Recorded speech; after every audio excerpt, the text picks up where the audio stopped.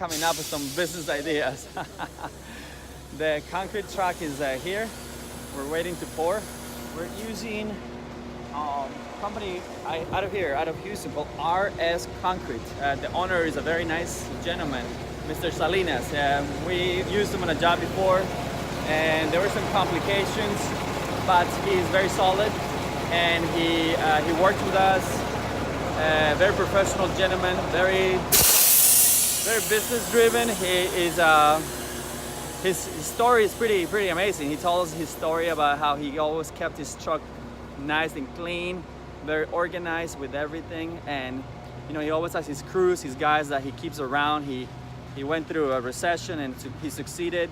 He didn't fire even one person. When he was telling that story, he was very proud of it. So that was very motivational. How you know how solid he is as a person.